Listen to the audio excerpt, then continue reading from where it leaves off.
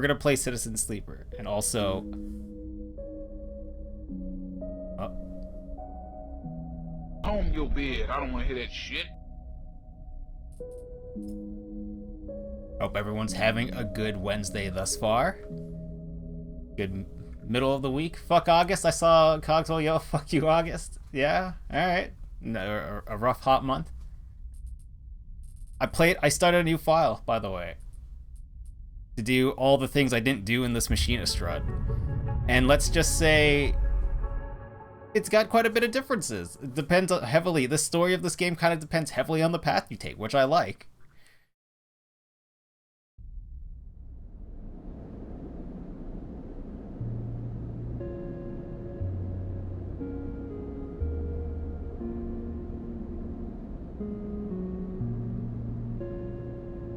Not the one you were thinking of? Beard? I don't know what other beard ones I have. So, where we left off was Buddy's coming to kill us. The dude who tried to kill us last time wants us to work off his debt at a bar. Ha! Fuck that man.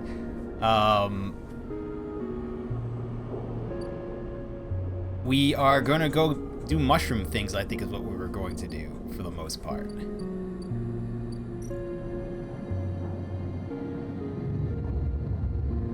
Because my theory is still that, given that mushrooms are everything in this station, and including a entire area that's self-sustaining on basically mushrooms, I'm gonna guess that our synthetic biochemistry could be fixed by mushrooms. We become a vegan robot.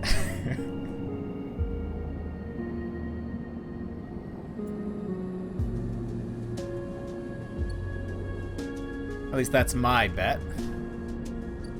I think we did, yeah, we did all the hacking we could do and needed to do. We've got all of this dude's great stuff. He doesn't restock, the data broker. We can work this office.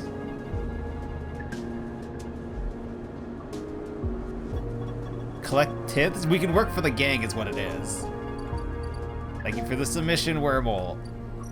But we're going. Wait. We watched a friend of ours murder one of our own kind. Ship is gone. So we saw them kill one of their ex-crew, kill one of our kind, well, or rather unplug one of our kind from life support effectively. She owes us 200 credits though. So I'm not happy that she dipped. Was you out here in the flotilla fleet? No, this is DLC apparently, or an add-on. Ruined agricultural systems. We're not even allowed to go there. Cool. What is this? Oh, there's her ship. In one more day, we can deal with the fact that she owes us money and may have murdered one of our dudes in front of us. We're waiting for Buddy here, who's going to remove the tracker that the other person is using to come and kill us. Commune. Work the canteen or work the grow beds. Oh, it's either plus plus or plus. No matter how shit you are, as long as you work the grow beds, you can join this commune. I have... Ooh, 3 of the mushroom caps. You know what, let's try to burn... There anything here? Any quest? Thief! That's not a quest, that's the opposite of a quest. That's a penalty. Aviary. Sunlit Refuge or... Sunlit Refuge. Where is the person who's almost certainly a scam, who wants us to pay them for the opportunity to work? Where's the multi-level marketing of this place? I think, was it up here? I would like to join your multi-level marketing endeavors. Bliss's Bay. Input cryo, there it is. Scam or an opportunity? It's a scam.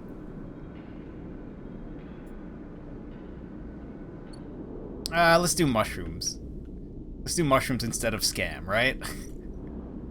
Join the cult instead of join the scam. I swear there was something else I'm forgetting. Oh, right, we have quests. Crack Conway. Need your help to crack it, sure. Disable your tracker, yeah, that's on Fang. Enter the Greenway. Oh, we need to find the seed. Somewhere to plant the seed, which is probably that aviary. Find Ashton. Yeah, we're waiting for the end of that. Ethan's protection. No, fuck that man. Emphas. That's what we're here for. Well, you know, let's see if we can lose energy or something somewhere first. Let's use all our stuff and then we'll come back to Buddy who's gonna cook these mushrooms we've been harvesting.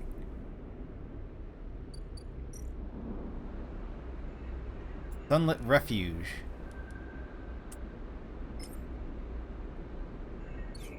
No hacking left to do, right? Just double check this. Alright, yeah, no hacking left. Alright, the big boy ship is out there. These are all refugee ships. Yeah, let's go figure out if we can plant the seed here.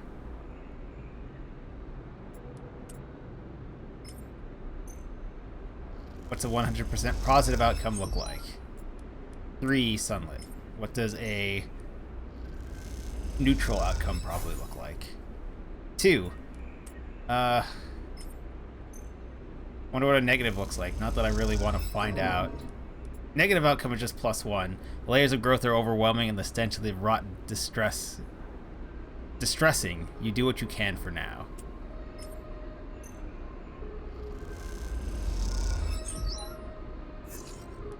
We re-rolled our 2 into a 2.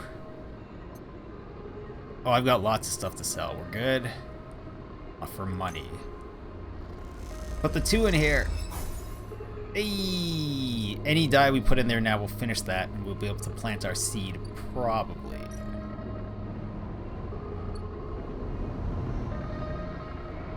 Alright. Buddy, cook these mushrooms for me.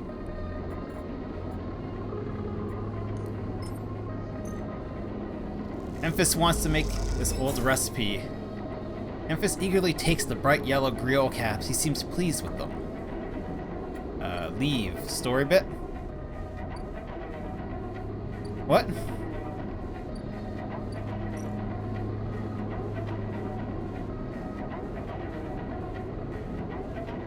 I can't even buy from him now? Oh, for fuck's sakes. I guess I'll buy here. Oh!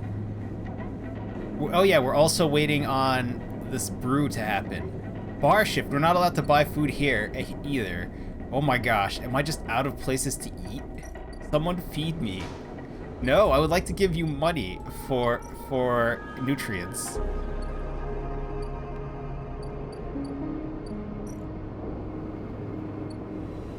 Alright, well there's a shitty bar up here I know that has food. 18 for 2 or 3? 3.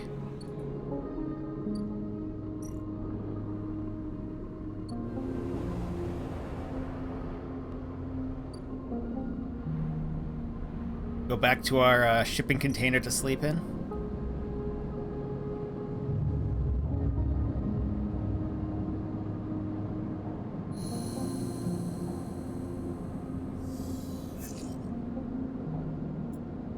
Five, 6, 4, 3, and a 1. Ooh, we could cover a lot of possibilities. 1 upgrade point. We need 3 to take anything of use. That's still brewing. You're still cooking.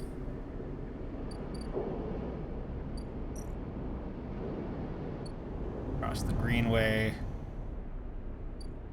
We're gonna stick our 1 in here, even though no, we don't need to do that. Let's go see our friend Akita.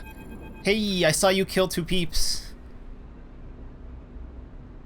You spot Akita on the track to the farm stack. She has a box on her shoulder and is working her way down the slope. She sees you. She sees you as she approaches. Neither of you speak for a moment. She looks tired, pale. Her hair is tangled, and clumps of dirt cling to her armor. You eye each other. Akita? She holds up a hand. Sleeper? She takes a deep breath. I'm sorry for what happened. Truly am. She looks down. I'm really sorry you ended up in the middle of all this, when all you've shown me is kindness. She rubs her face. I'm sorry. Stay silent. For that sleeper that, she stares at the floor. I'm sorry. He looks up and away, not meeting your eye.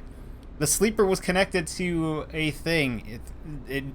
The sleeper required a ship AI hive mind to be basically on life support. Alright. She nods and looks up to the stars. She stops herself.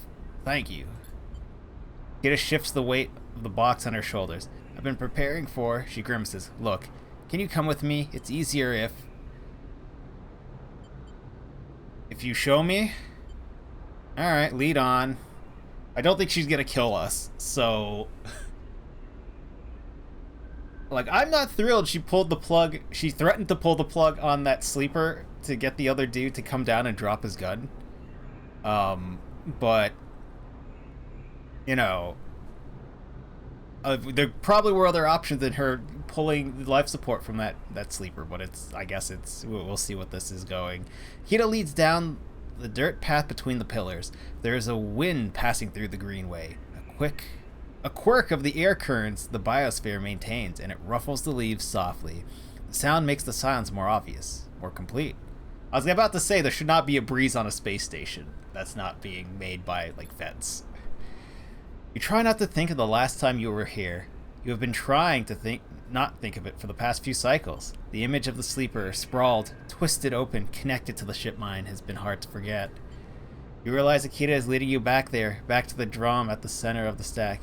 You pause, trembling a little, at the threshold. She turns. What are you doing? He looks at you with empty eyes. What needs to be done? You stand on the threshold and look up at the tanks, green and wet, some glowing with the flickering grow lamps. You look down at Akita, suddenly so small under this hulking ruin. The smallest she's ever looked. She places the box down. Follow her in, I guess. Is this like we're gonna bury them here? You follow Akita into the stack through a low tank, entering the drum at ground level. It's just as beautiful as you remember, but it barely touches you. Instead, you check the apertures of the tanks for the glint of a weapon or a shadow among the moss. Akita stops and you look down. The mossy island at the center of the tank is clear now, the equipment cleared away. In its place is a mound of dirt loosely covered with moss. Ashton rifle stands straight, half buried in the dirt at the grave's head. I buried them together, Akita says without turning. You both stand there in silence for a while.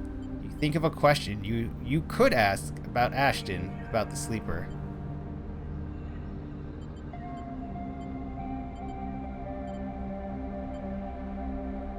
Is the sleeper dead? She takes a moment to respond, and for a moment you think she won't, but then the words come gushing out. Their body was long dead, that much was obvious. After you left, I checked them, but there was nothing. No signal, no function. The ship mine was the same. Dead.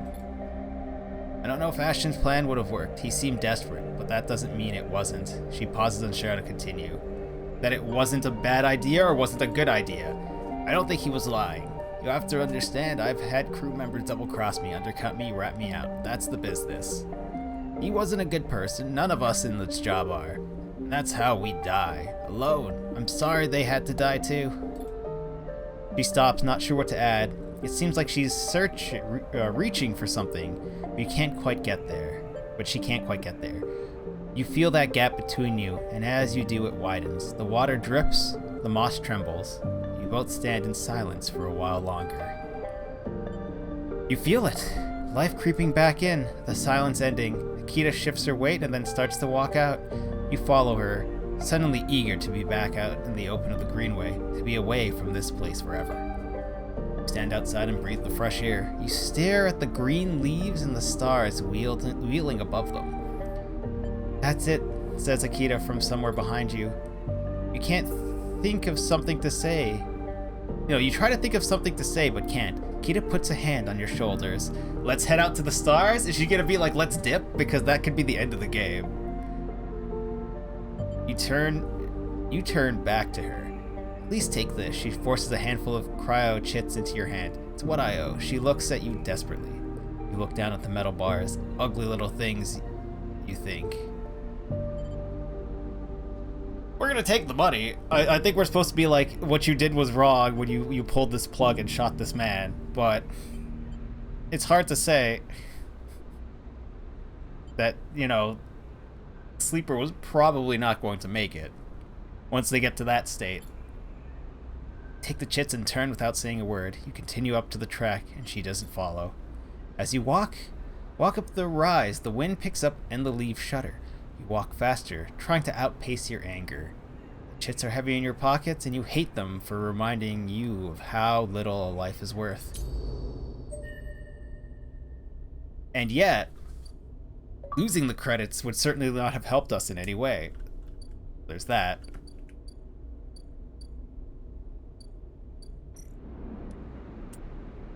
Take this. Sunlit Refuge, negative outcome. It's done. So now it's cleaned up and ready to go. Aviary. Germinate spores. Oh, we need spores? This is not for the seed? The fuck do we do with the seed? How do we grow the seed? The old growthy aviary has created a rich medium into which you can place the spores from the groves. They'll grow here well. Okay.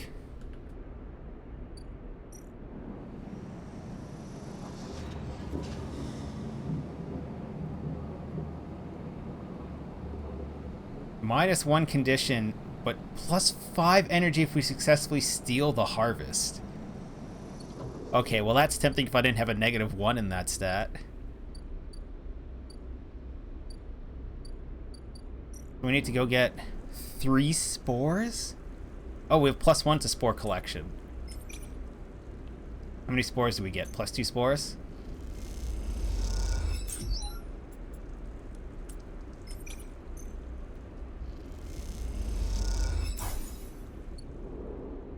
Alright.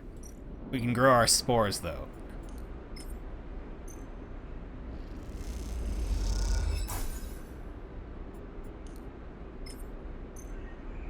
We are now mushroom farmers. Some dirt, some spores, and probably as much shit as we can get our hands on.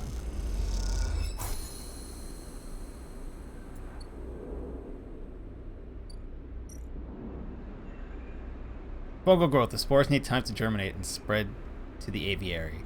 The indirect sunlight of a few cycles should help them along. Okay, well, we're waiting for that. We're waiting for this. We're waiting for our booze. We're waiting on a lot of things. I guess let's go join the cult in the meantime. Hello? Oh, I'm here to work the beds.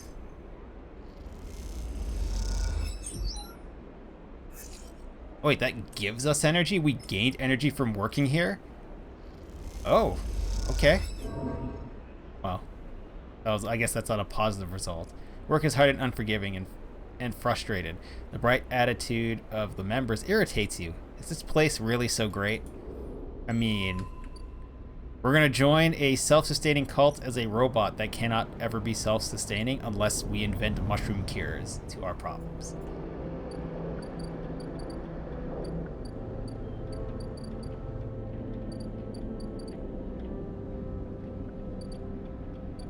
All the way back to our home in the middle of nowhere. Take a quick repair.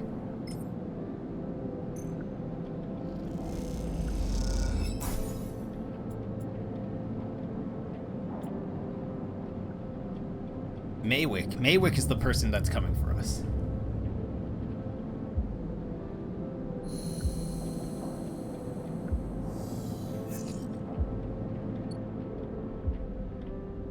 Bar is still brewing. Mushroom Man is still cooking. Across we go. Mushrooms are growing. We're waiting for Fang. Jeez, is a lot of waiting in this in these quests.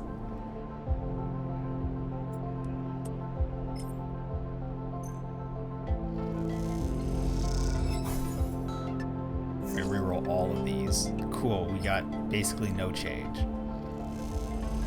Or at least we're rolling in credits for the time being.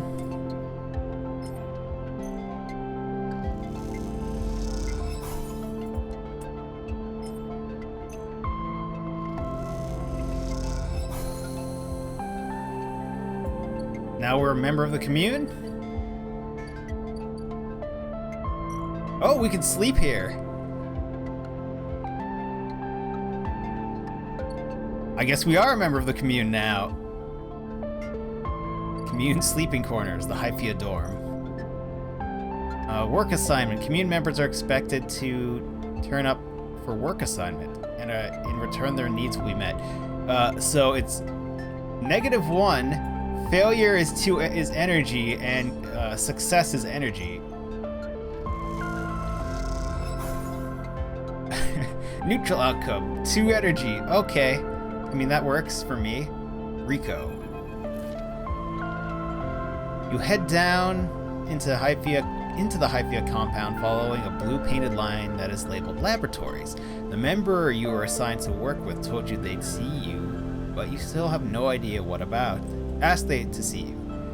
The line takes you to a blue door and through a glass-roofed chamber where a network of stems and leaves filter the sunlight coming through the ceiling, casting the whole chamber in a strange yellow-green.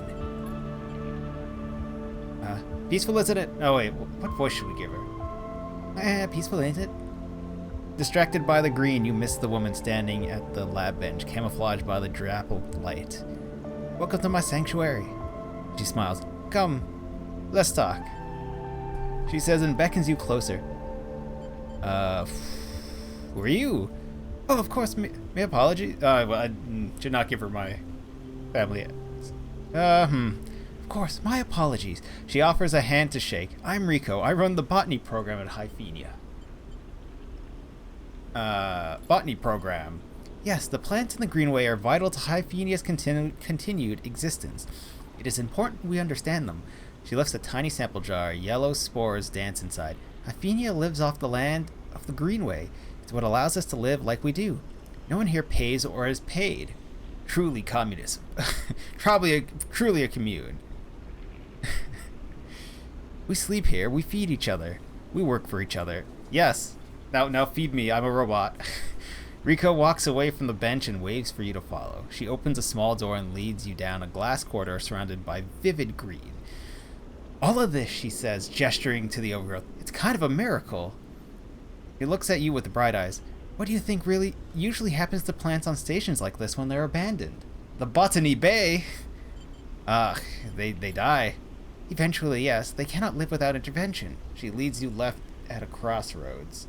But here they endured. She smiles to herself. Actually, no. They thrive. You look at the bright tendrils wrapped around the metal frames of the corridor. They look dominant, strong, like they're taking control of this place. Rico continues. Of course, Solheim tried to create a stable biosphere here, patchworking the surface with gardens and algae tanks that feed into a network of microbial reclamation systems. But the Greenway was always envisioned as an extractive, a place from which the harvest is removed and sold to those living on the station, not a closed loop. For this reason, when the collapse came, the Greenway should have gone with it. Irulan himself was so convinced of it that his first colony never came here to try to reclaim it.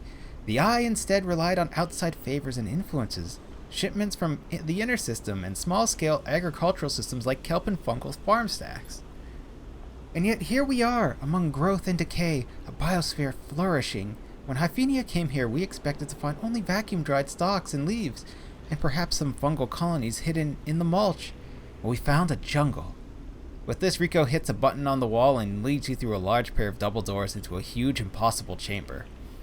It is every kind of green, from the pale algae tanks to the dark vines that surround them. It's wet too, a rarity on the Eye. Condensation clouds the light from the high glass roof and gathers on the shiny broad leaves of shrubs. Yeah, because generally you don't want condensation on a space station. That's generally not what you want. There's probably a good reason that it's rare on this station. How? Exactly our question. Rico turns to you, visibly excited by the room you're both standing in. It doesn't make sense. In many ways, the system is stabilized. Unlike the farm stacks closer to the gap, who need input to support their meager output, this place runs itself. Did Space Camera not work? Did I miss Space Camera? Face meat. Maybe I missed it. But thank you for the redemption, Cogswell. Yeah, you get extra if it worked before and I just wasn't looking. I was reading the blocks of text we are getting. Perhaps Solheim managed something new up here. Perhaps they tweaked the plants or built new systems buried deep below us. Yes, they did. We already stole a seed from the AI that was going around planting seeds. So yeah. Or built new systems buried deep below us. Or perhaps their collapse caused some fortunate cascade in an unlikely chemical reaction within the biosphere. That's what I'd like you to help me find out. She turns to you, her forehead wet with dew.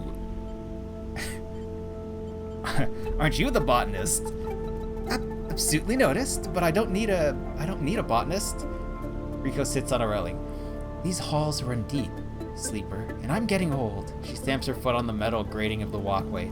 Whatever is causing this is to be found in the grooves deep beneath the high greenway. Hyphenia won't spare anyone for an expedition. It's too dangerous and unnecessary, they say. I can make the case, but I can't get the votes. You Sleepers are hardy beings, though. I know that much. And you can speak to the eye, uncover its secrets in ways I never can. She holds out an arm so you can help her stand. Bring me samples, spores, seeds, and blooms. I can grow them in the lab and study them. The deeper they're found, the better. I will try.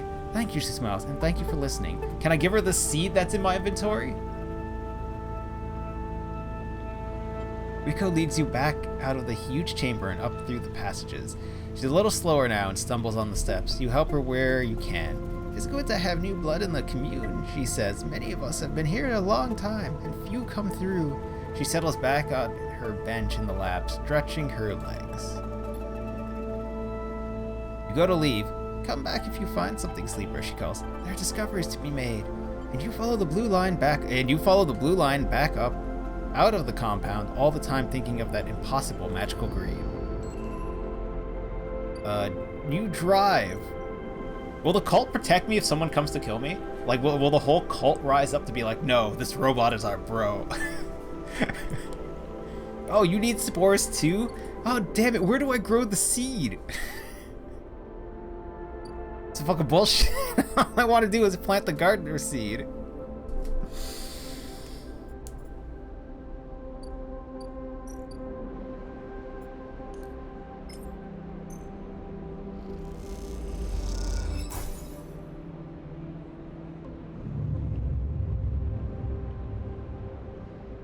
Yeah, maybe missed it too, or maybe it just glitched for a moment, because it's definitely connected, and it apparently seems to be working.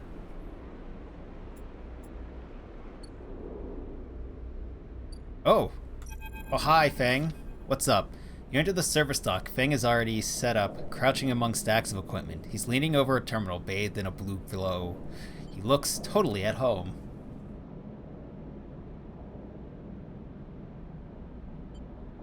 Okay then, I guess I'll refresh this page. Clearly the buttons work, but it's not connected to Twitch right now? That's weird.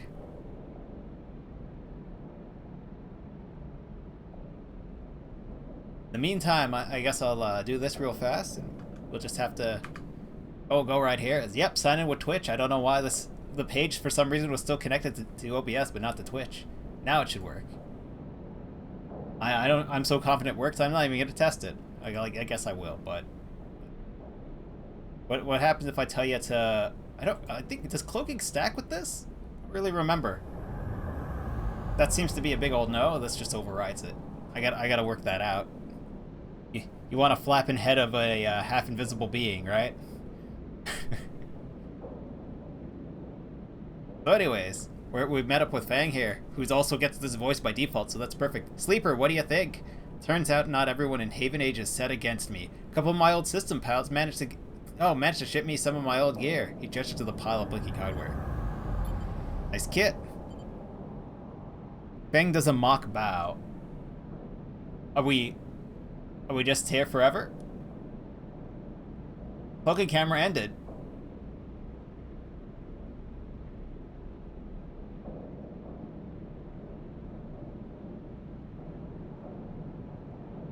I'm gonna need you to stop. I'm gonna need you to reset at some point here. I guess we're gonna keep going. Let me just creep a little bit back so I'm not got my head like tilted all the way up here. What are we looking at? One massive smoking gun. He raises his eyebrow. Feng beckons you over. He has a set of scans on the waist on his terminal, with heat maps of activity overlaid. A chunk of the derelict rim is blotchy with bright red and orange marks. Hey, it stopped! It figured it out. Abe, you're Canadian forever. Indeed. Hello, brother Punchy. Complete Rika's drive to plant the seed. That's what I was beginning to feel, because she did say seed, and I can't think of anywhere else it could go. But thank you for the tip. Surely this will get the random 2 frames of Telesad that's in that video. This looked like a wasteland to you. Feng shakes his head. There's hundreds of Conway machines out there, all lined up in concealed hangars, and a whole underground facility to support them. Arden's got a crew out there putting them together. They must have shipped them in piece by piece through the shipyard ready for assembly out here. Why? They're planning something. No one needs hundreds of heavy-duty reclamation drones to run this kind of operation. Maybe Hardin's masked the whole thing as an effort to clean up the wastes, but there's no way it's about pulling scrap off the eye. Feng looks worried. And why is Conway in the mix? I bet no one in Havenage knows another corporation is setting up on the station. They aren't stupid either. These scans are the best info I can get. The wastes are cut off from the iCloud network, and the Greenway is a total dark zone. No data comes in or out. I can try. No use. You need to enter the cloud, and there's no cloud to speak of. He turns and winks. That's why I'm gonna pay them a visit. How? You forget. Havenage comes in and out there of all cycle. I shouldn't be able to get in, as long as no one I know sees me. He grimaces playfully. But I need you on the outside to help disable security systems and cut me a pathway through. There's no cloud access, but I can get inside if I can open up nodes in their network, and we can work in tandem. The massive facility buried down deep there, miles of corridor and ventways wrapped around cargo bays and hangars. That'll take more than a few cycles to work through it. But as long as you can keep them off my back, I know I can rip what we need out of there. He pulls a handful of ripper worms from his pocket and hands them to you. It's really weird to be handed just, here's a physical thing that is malware. But I guess that's just USB keys, really. These are the last of my little helpers I managed to salvage. So make them count. Modify them slightly. This time they'll feed their data threads back into the system that are tunneling in to create a nasty little feedback loop. We run it just like we did with the agents. Hack the nodes, I ping the location and ports for the security system, then slot the worms into those systems and let them go to town. He points to a fuzzy silhouette of a buried facility on the terminal. Here's the entryway. This is where you can get access and slot the first worm. That'll fry their perimeter systems and get me past the first cordon. What I need from you is to keep your eyes on the facility after you kick things off. You see me pop up a security system, a server bank. You need to break in and slot a ripper to disable it as soon as you can. I can't? Feng gives you a hard look. You miss the system, you wait too long, they're gonna find me. Simple as that. He claps you on the shoulder. I need you focused on this one, so if I'm gonna let you fire the starting gun, I won't go until you slot the first worm. I'll leave the tracker running on the terminal here, so come back if you want to see my progress. He affectionately pats the top of the screen. Got it. Let's fucking go, because I need you to remove the tracker, since no one else seems to be willing to.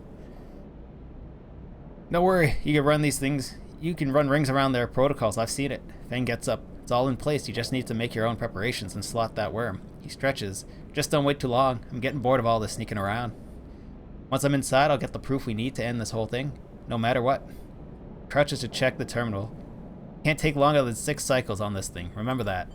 He stands up. Oh, and one last thing. He just lowers his voice. If I get caught, or you can't reach me, or we run out of time, there's one thing I need you to do. What do you need? You take whatever I manage to pull at that point, all the data, and you slot that stuff straight into the relay I've set up here. He points to a pile of servers and terminals hooked into the dock with cables as thick as your arm. I repurpose the dock's SOS broadcast system to beam out whatever you put in. Anyone with a terminal, a slate, or a server on the eye will see it. That means Havenage, yet again, and the hub. Everyone. No matter what, Hardin ain't snaking away this time. He grins. Okay, we got a bit more to do here, but the moment you slot the first worm, I'll make my move. He gives you a parting smile and turns back to the terminal. The nerves hit you as you make your way out of the service dock. Time to prepare yourself. Okay. Well, my mushrooms are growing. Where... This? The wastes? Where do I start this mission? Or do I have to wait a day? Because it was here before.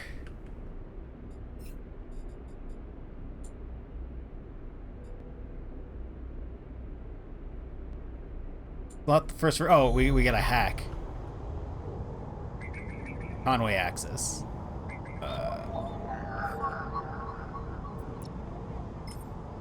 Fucking go.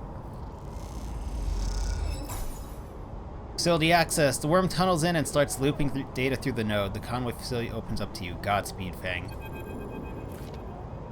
As you slot the worm, a thread jumps up out of the facility. It unspools in front of you, releasing its data like ink and water. Sleeper, Fang's voice crackles through. Moving in. Nodes, then ports. A whirl of interference. Slot the worms. Nodes, then ports. Got it. Timer starts now. Stay safe. The thread dissipates. You're on your own now.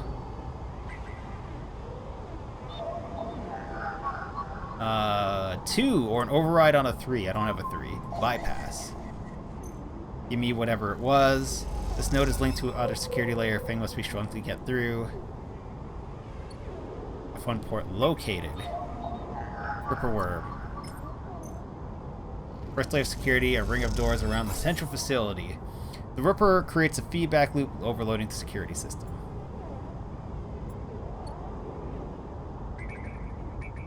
Consec 2. Or S1 and S2. S1 requires a 5.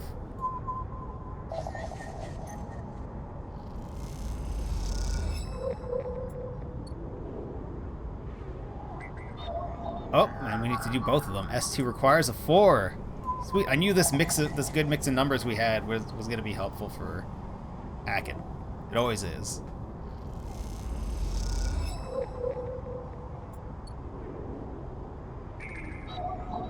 Or S. Ripper worm 2. Or 3. We have one more Ripper worm. Ripper worm fries the drone's network link. Now they can't report anything. Oh, 3 more. We can't do 3. 6 or 4. 5 or 3. 6 or 5. This is a 6 or a 5 then.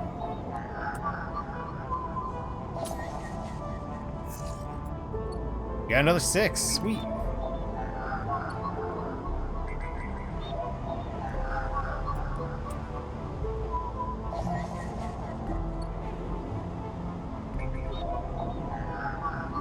With the data that I did that.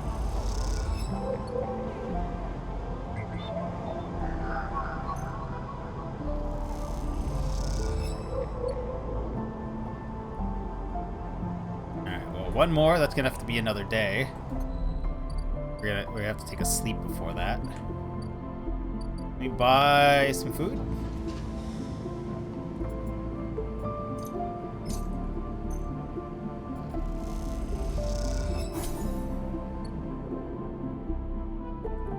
Let me prepare myself. As long as I keep one above the hip. The line that determines how many dice I get, I'll keep getting 5 dice. Complete the active scenes. Oh, I shouldn't have bought food. There's free mushrooms over here. That was a waste of money. Give me the mushrooms. Emphasis is preparing the grill caps. He has to heavily adapt this recipe, he says, but the smell is already incredible. Emanates from a strange purplish white bulb you've never seen before, and he's slicing it finely. He brushes and slices the mushrooms and then places them in the wok with the sliced bulb and the oil. They caramelize there in that well-worn crucible. He adds liquids, transparent and opaque, and then turns down the heat. A sprinkle of leaves is the final touch. Got a moment air, sleeper. have a story. Something in the scent of the food gives you a feeling of nostalgia, something distant and melancholic. Seems like the story should match the feeling somehow, and maybe you will feel better about telling it. Recall your oldest memories. Start by explaining that when you are emulated from a person, many of your memories are left behind. Perhaps it is an intentional part of the process, a way of keeping sleepers ignorant and malleable, or perhaps it's a side effect of the imperfect emulation.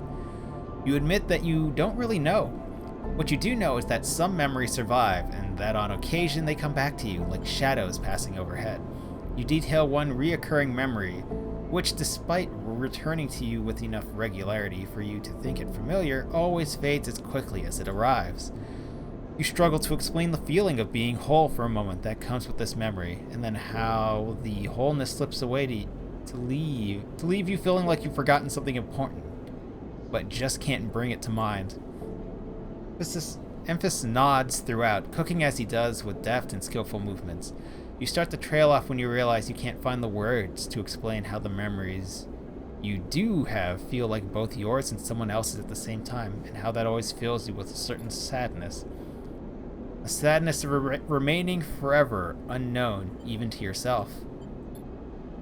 Emphas finishes cooking and meets your eye. I'm sorry, sleeper, for your troubles. He puts the wok to one side. I appreciate you sharing with me. He smiles. I hope it lightens you a little. He passes you a bowl and heaps the griots onto it, their yellow color mixing with the pale sauce in whirls and blooms. Eat. The dish is delicious, filling. Yeah, I knew I wasted money. It warms you as you eat in a way you weren't even sure your body could be warmed. It is a small mercy, you think, that Aspenarb left you this pleasure. Many of the features of frames are there to simulate human experience. You know that much. Emulated minds cannot be rewired, so their need for embodied experience must be met. That is why you breathe even when you do not need air. Without that simulation, the sensation of drowning would be unbearable. Food serves another purpose. Your frame is able to metabolize it, to produce energy from the raw material. Vitamins and minerals are excess, of course. Your frame only needs raw power, so much is wasted. And yet, while you eat this food and feel the warmth, nothing feels wasted. It all means something to you. As you finish, Emphas takes the bowl, the last of his cleaning. He smiles at you.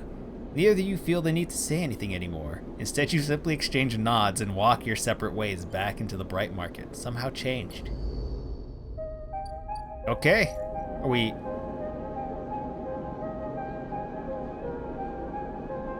He needs some more mushrooms? Hold up. Is this... Did we not get a point for this? Because he needs more.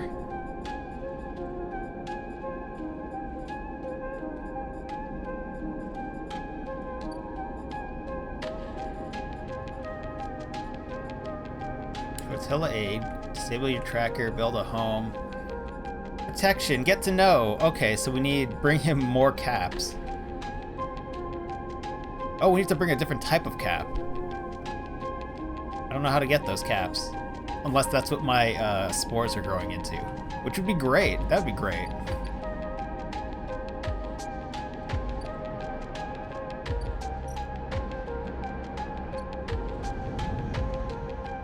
Alright, back to sleep.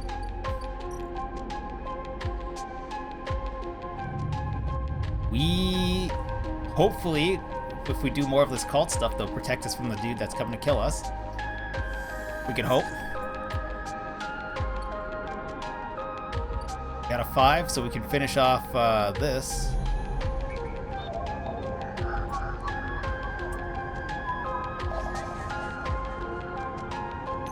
Keep our 3 for a bypass, since 3s are seemingly common bypass. The 2x port has been located. Our last Ripper Worm. Have at it, bud. Ripper Worm churns through the camera control. The moment it does, a thread shoots from the facility. Continue. The thread from this facility cuts through the cloud like a hairline crack of light. That is the final layer of security broken. Somewhere buried in the depths of the station, Fang is in control. He's slicing into the camera control circuits and piping out the results. The thread flickers and unravels into an image, a scene. 2 figures in a room, one sat, the other pacing. The pacing figure resolves into Hardin, the unmistakable superior posture, the shock of gray hair. Second figure's features don't seem to resolve. They're vague, uninformed. A problem with the data, perhaps. You look closer. Then you see it. The figure is a proxy. Perhaps you should have expected it from Conway, a corporation whose very existence is owned to automation. The proxy is a machine designed to be piloted by remote connection. Someone elsewhere in the system puppeteering it with their own body, speaking so it may speak. The proxy sits impassively, or the Conway executive that is piloting them does, from the distant safety of some ship or orbital colony, perhaps. We can move forward saying there is no doubt. There is no. This is Hardin, so it was. We can move forward, there is no doubt, Hardin is saying. The reclamation teams are almost ready, and after that I will make the declaration. Nothing has to change. The proxy leans forward, its movement stilted, uneven, as if the body was being refracted through water. But things must change, Hardin. We need further assurances. I've been informed of a breach in one of your closed networks in the low end. You have been careless. Hardin waves the accusation away. We have been stretched. A breach was detected, yes, but no data of value was lost. Our board is concerned, Hardin. A drop in our value would be unwelcome at this time. The proxy leans back in its posture dominant. If the reclamation of AE-1 is contested, then we could be drawn into a compromising legal position. Hardin approaches the proxy. There will be no conquest. No contest, not from Solheim, who cannot muster defense, not from Havenage, who will fall into line below me. He crouches in front of the seated figure, eye to eye, and the people of this station, refugees, gangs, spacers, all are either opportunists or degenerates. Havenage is no longer strong, no longer united. No one here believes in Erlin's vision, nor has the strength to enact it. Sat across from him at the negotiating table. He was forceful, eager, weakened by his ideological convictions perhaps, but a great man nonetheless. This place no longer deserves to bear his name. The eye is crippled, it cannot survive. It is a ruin filled with squatters and outlaws. They will be lucky if it still spins in 100 cycles. What the fuck would stop it from spinning? Hardin stands. You will move forward with the reclamation because otherwise you will lose your advantage in the system. Without your advantage, you lose claims to the remaining palladium. Without the palladium in your factories will go dark. He pauses. Do I need to continue? One moment comes the response from the proxy. Its head drops into its chest. Hardin steps back and paces once more, awaiting the discussion taking place elsewhere in the system. You watch Hardin as he paces, as he considers his future. What goes on within a mind like that? In the mind of a man who will burn all those around him for a path to some imagined golden end. The proxy lifts its head. We are happy to proceed. We will legally claim the station formerly known as Solheim AE-1 as salvage within 6 cycles. Havenage is to assist with the transport of the illegal residents to Conway housing and labor facilities. Proxy judders from its feet. Conway will also claim 70% of the raw output of the reclamation process after losses have been accounted for. Hardin nods. I accept. Hey, Rajjay. How are you doing this fine Wednesday? Hope you're having a good day. A good first half of the week. The proxy reaches out to shake his hand like a marionette, and then the recording loops. You watch it play out a second time, gripped by a horrified fascination. There's a bluntness to the conversation, to its blatant disregard for humans as anything other than objects. Yes, capitalism. Things be moved. This game is supposed to be just like light stage capitalism collapsing in solar systems. Like whole colonies left to starve because there's no profit in feeding them. Things to be moved, to be used, to be fed into structures. Crushed and losses account for the cells of tables, the margins of ledgers. You realize now that you're no different than anyone else on this station in the eyes of the people in that room and those like them. Each body here can be recast as a piece of property, a tool, an expense, or an acceptable loss. In one moment, they can be named a citizen, celebrated, protected, and in another, the very idea of citizenship can be used against them. That is what it means to live in a proximity to a system like this. No longer, not while the eye spins.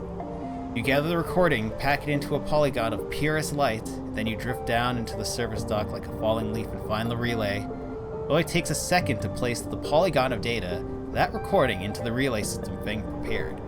And then you watch it as it bursts out, a web of threads headed out into the black, to every network device on the eye. Let them see what power makes a man. Achievement unlocked! I presume that means we're done with this.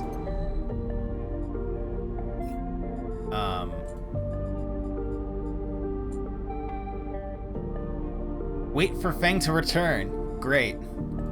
Buddy's gonna be here in a couple of days and murder me, but we've gotta wait for you to show up.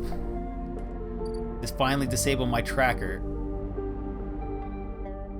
I'm gonna guess the end result is we can't disable your tracker. Alright, you're doing well.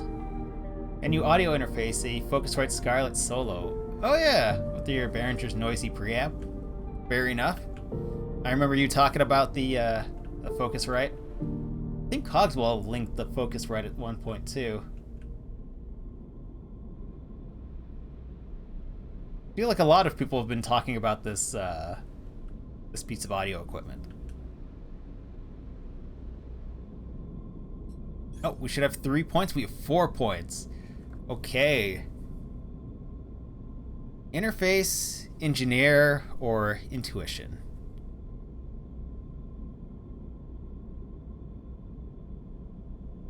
Focusrite UI2. Ah. Works great.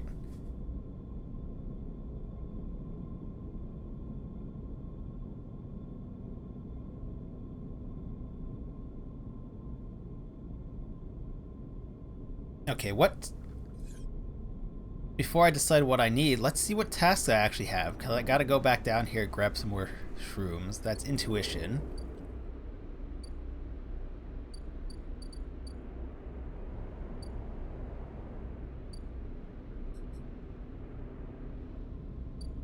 Do I have any tasks that are engineering?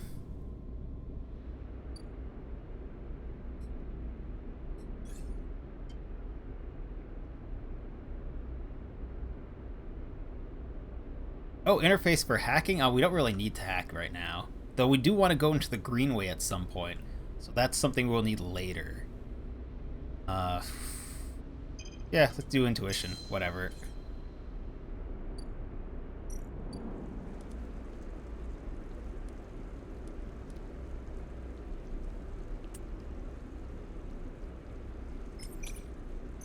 Some spores.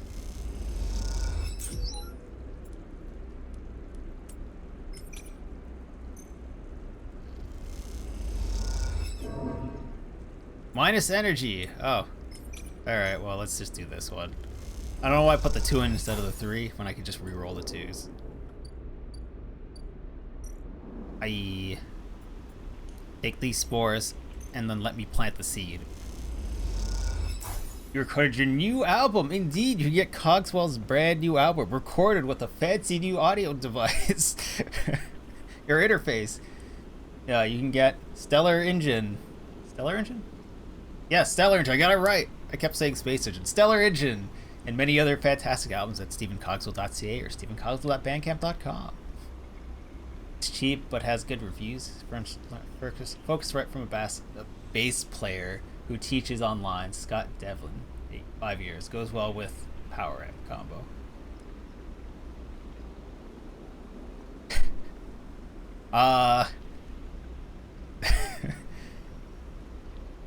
Who knows what type of crutch this is? You may get, more likely you're gonna end up with Doc Brown. There you go. So long, Bowser. So long, King Promo fees. Oh, thank you for the bits, Cogswell. Cheers. Oh. Oh. Okay. What? How? Wait. How did doing this to the camera get the colors to me be colored instead of going gray. I can't find the setting on this camera that affects this, because everything else, it's all set to manual right now. So ISO is manual, aperture and shutter speed are all manual, which affects the color. I cannot find white balance. I cannot find any white balance or color correction in the settings.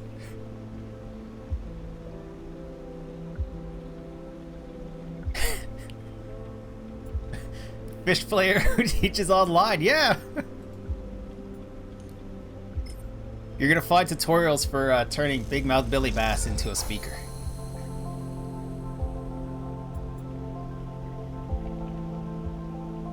Which would be great in its own.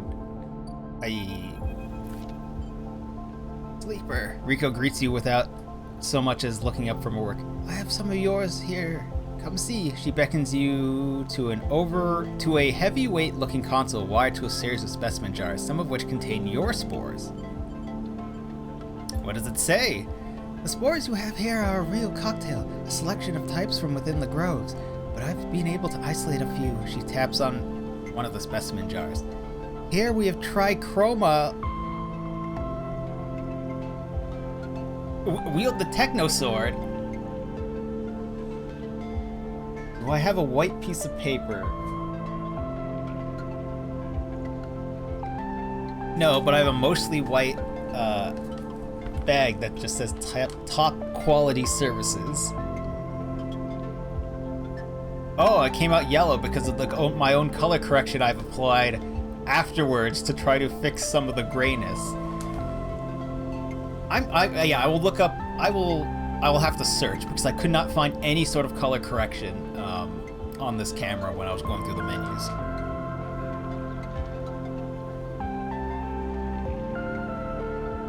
Maybe a Confederate flag. Top quality and services. Thank you, Cogswell. Here we have the Trichroma Matsutake.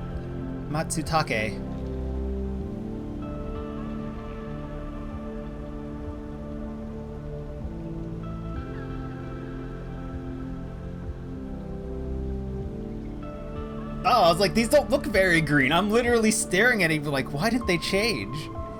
Hi. Now we're all very ghostly.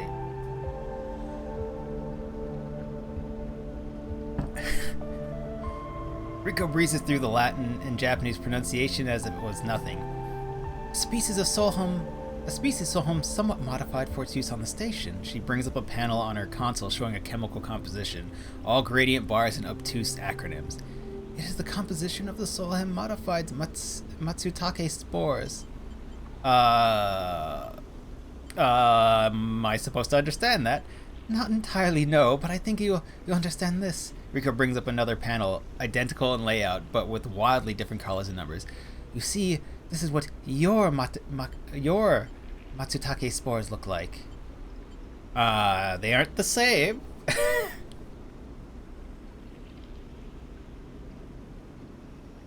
That make this less glowy? No, that makes this weird.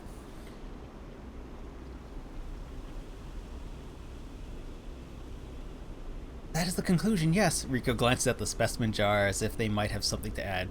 They're fundamentally the same species, but they carry different chemicals, different signals. She leans back and sighs. Sohum may have introduced their own tweaked versions in the beginning, but the groves have and are still affecting them. Ooh, affecting them how? It's hard to tell without samples of fully grown mushrooms. She meets your eye, and herein lies our problem.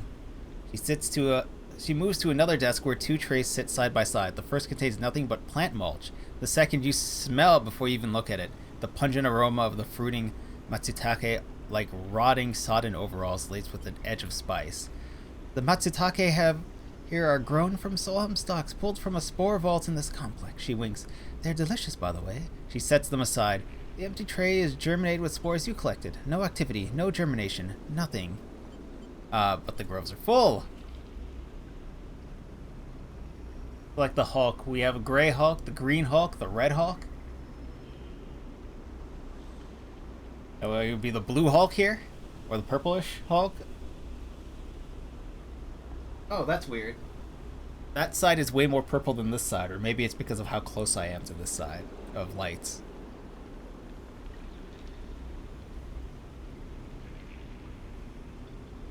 Nah. Yes, they are. Rico looks at you directly and you suddenly realize how much she's enjoying this. So here's our puzzle, Sleeper. Spores from the groves won't grow in the lab. Gathering fruiting bodies from the groves is too unpredictable. We need to grow a fruiting body from one of these spores so we can track it, understand it. In short, I need you to become my mushroom farmer. Actually, I already started. Yes! So apparently that random thing I did was part of this quest, which means they're already growing and they're almost done.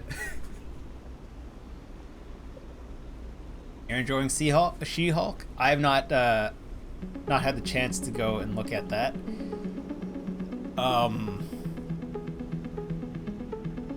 Lower Decks is back, and that's the only TV show I've watched since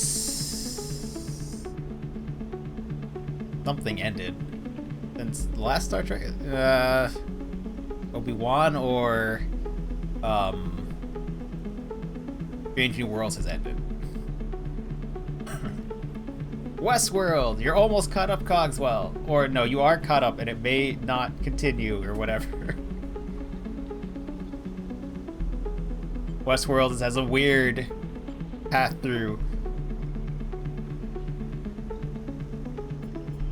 Well, they turned off. They couldn't handle that low level of one on every, there's apparently just not enough voltage to get through that at one. Rico looks impressed. Well, an eager mycologist. I never have guessed. I assumed you set up yourself up in the aviary. I've been eyeing that place for its proximity to the groves. Well, that'll be fun. Bring me whatever grows, not just Matsutake. There's more than a couple of variants in there. I need plenty of samples. She plucks a Matsutake cap from the tray. These little things are reflections of their conditions. Their smell, their taste, their chemistry. It all derives from the condition they grow. What? That's not the voice I was using for her just now. He smells the cap. Enough of these, and we'll have a picture of what's happening here and the ways in which the biosphere is modifying itself or being modified. Oh shit, this actually kind of fixes the color problem I'm having. So apparently just cranking up the side lights is a solution, although... Oh, I can feel the heat. As it turns out.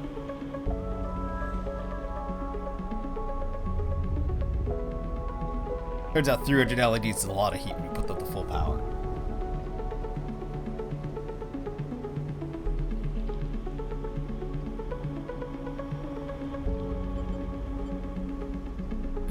Oh, Rico pops the Matsutake cap into her mouth, taking you by surprise. And don't worry, Sleeper, she says while softly chewing. If it turns out to be a dead end, I can make sure not a single mushroom will go to waste. So in a day, we can continue her quests, because we started early. Westworld, you're not too excited after the last one? I stopped watching somewhere through the second season. I guess I could catch up on that. Our mushroom liquor should be ready. Nope, that's still another day too.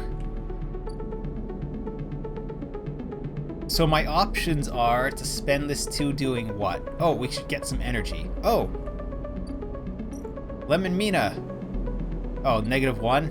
Yeah, no, we're gonna want the energy from the... I mean, I guess I could buy energy. It's not like I'm poor. But also, we're gonna fail that, and Mina will not be happy. That's hacking. We're waiting on Feng to show back up at his bay.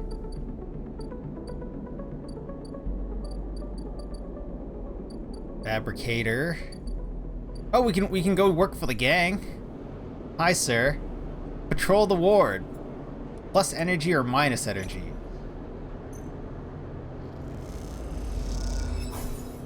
Plus energy, plus insider. You help a destitute man in the Tambor's kitchen where they feed him freely. You stay behind with the chefs and sample the dishes.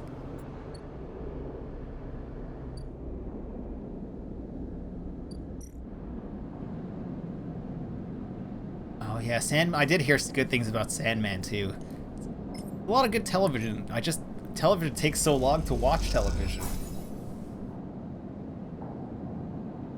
Usually when I'm doing stuff on the side, I don't have television because I need to look at, or I need to pay supreme attention to television. Or on a podcast or a YouTube video where it's a lot of talking. Works. End cycle.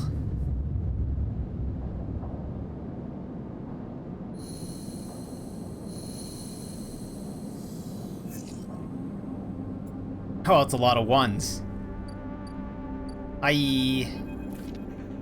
Tala comes to you one shift when the bar is empty, tapping you on the shoulder as you clean the bar. It's ready, she's grinning from ear to ear. The griot?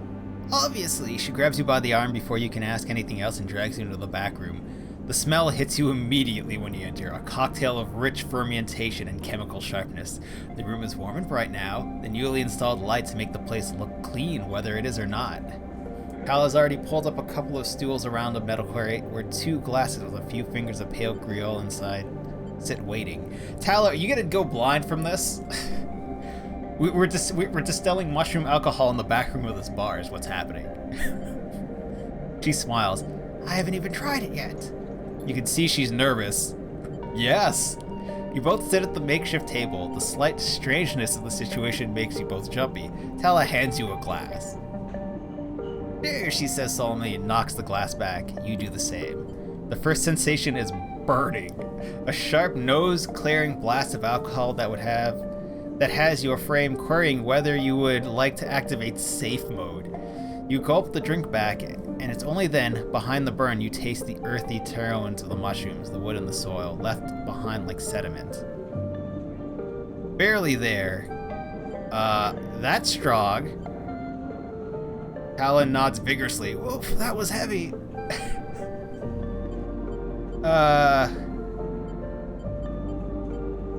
Honestly, it's bad. Maybe it needs diluting. Tala swills the griot in her glass. That might work. Open it up a bit. Tala grabs a metal bottle from the newly installed work surface and adds a few drops of water into the griot. Try it now. This time the burn is a warming glow, harsh but fading off, and the woodiness less heavy. You taste something floral among the marshy decays, something fresh and bright that you never expected to find. Both you and Tala meet eyes. It's really good, right? It is. Tala grins with her whole face, and that makes you smile too. Tala pours out some more griot and then adds some water. The action's already taken on the quality of a ritual. You both drink. Tala tucks her feet up beneath her on the stool, folding her legs. She looks down at her glass and swirls the liquid thoughtfully. What's on your mind? Tala looks up, at nothing in particular. My father opened this place, you know, she says out of nowhere. The thought suddenly becomes words. It was his attempt at making a life for us, for my family when we got to the Eye. I could never tell whether... Yeah, it's fine. Family. My father, my mother, my little brother. She takes a drink. They aren't around now. I'm sorry. It's okay. My parents had long lives. My brother is somewhere in the starward belt. Right off with a salvage crew. She put her glass down. He's alive as far as I know. I was just thinking about something my father told me. When he set the place up, he wanted to call it the Betanyan, but he was afraid it'd scare off the customers, so he translated it, hence the Overlook. In these past few cycles, when I've been here, I've been thinking that I should rename the place. She looks at you. The Betanyang. What do you think? What does it mean? Are you fucking... I mean, we're apparently not the smartest robots sometimes. He translated the Betanyang into the Overlook. How do you think of the Betanyang sounds? What does it mean? I love it. She looks away. Me too. Still catching up on Critical Role second campaign. Don't have time to watch series. 141 4-hour episodes. Yeah. That takes some time. Tala picks up her glass. That settles it then. To the Betanyang, you both clink your glasses and drink up.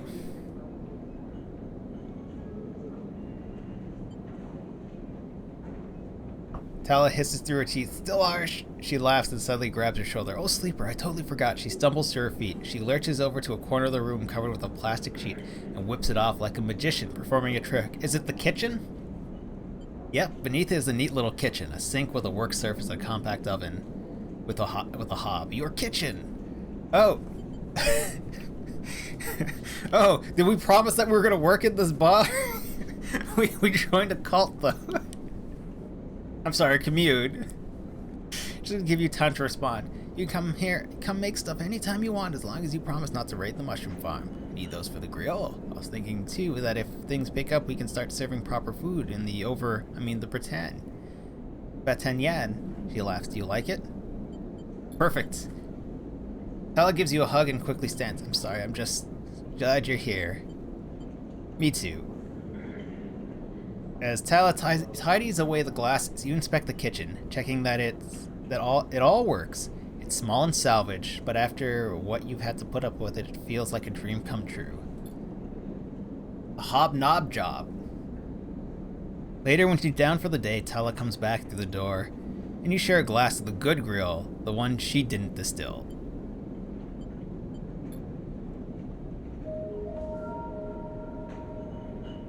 This time you talk about nothing in particular, sharing stories about regulars or discussing the best place to eat on the Eye, which after everything that has happened feels like a nice change of pace. When it comes time to leave, you promise to cook for Tala and agree to let her know which shifts you will be working in the coming cycles and slip out into a cool rotunda. What? Why did we promise this? Gosh damn it, robot. In this moment you feel for once at home.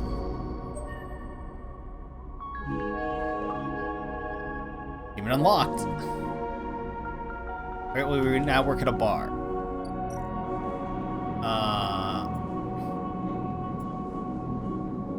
So we need to bring our own mushrooms in. Or we can work the bar for no reason.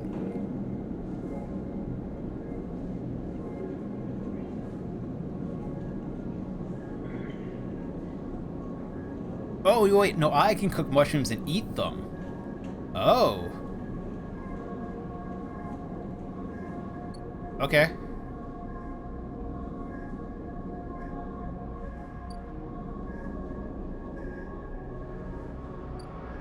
Anything else for me to do?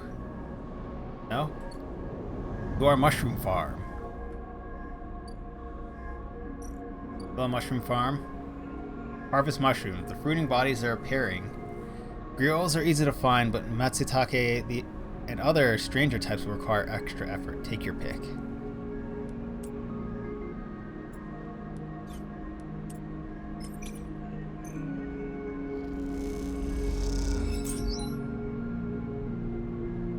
Rare random mushrooms. Hey.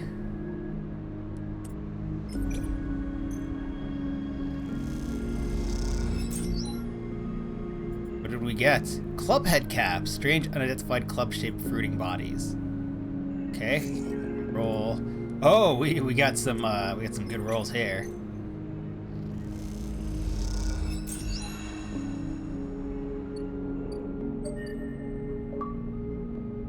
Upgrade point. For what? Harvesting mushrooms?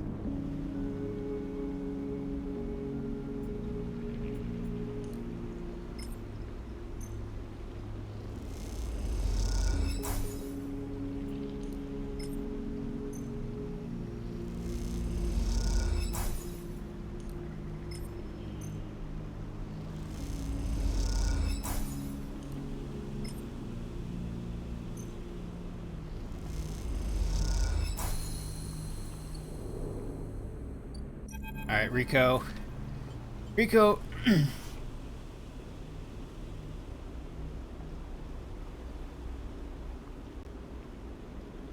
Oops, wrong button. Excuse me.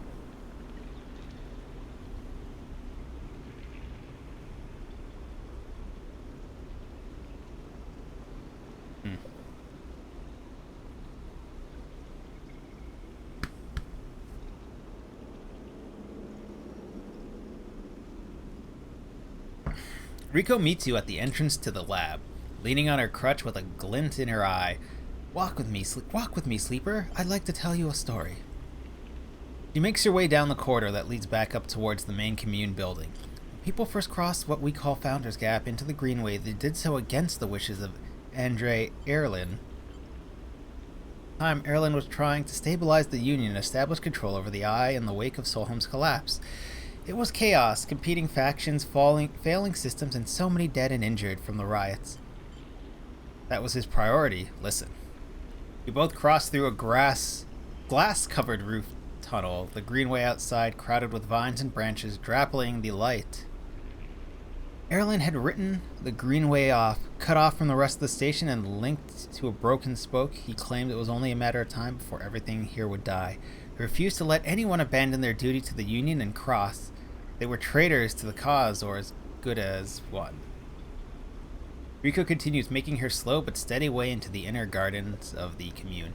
There weren't many of us, but we believed what was here was worth saving. We had to keep our plan secret until we crossed. Some of us left people behind. She pauses to catch her breath, her voice cracking. It is difficult to know if it's from effort or emotion. Found was a disaster, nothing like what you see here. Half of the greenway was leaking oxygen into space. The plants flash frozen. The other half was a swamp of mulch, a decaying matter clogging every system. We worked hard. We lost good people. We cleaned up and closed up, but it was never going to be enough. After many cycles, we all knew this place was doomed. We kept on working, talking less and less because we couldn't face it. We all developed a death wish. If the Greenway was going to die, so would we. Didn't die. Did not. Rico smiles.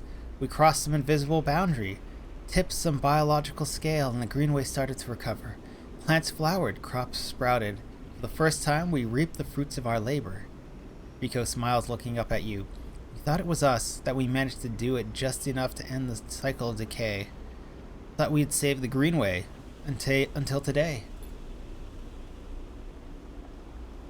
So she got a little rhyming there, but I did not anticipate that. You pass into the growth beds of the commune, rich with the hustle and bustle of Hyphenia members planting and harvesting. For a while, Rico was quiet, and you both simply observed the hypnotic movement of the work crews, the eager chatter washing over you like a wave. Rico smiles to herself. Should have known, of course, that her arrogance was unfounded, but we needed to believe back then. We needed a myth to bring more people across the gap. You both move into a smaller corridor. Rico followed some direction unknown to you. What you've shown me is that back then, the Greenway saved us, not the other way around. Tell me, have you ever consumed one of the Matsutake or Griot caps you've been growing? No. They can be difficult to prepare without proper equipment, she muses, but you should try them. After all, they were designed for you. Rico has a mischievous look. Wait a second. They were designed for you. Oh, wait. Is this how we no longer need to take pills? Rico has a mischievous look. At first I thought it was a location that were grown that made the mushrooms from the aviary from the labs, or from the grove different from one another. But what I've come to understand is that it is the person growing them. The Matsutake and Griot caps you brought to me are totally unique, containing compounds never usually found in similar specimens in my possession. Many of these compounds aren't even digestible for humans, but for a sleeper like you...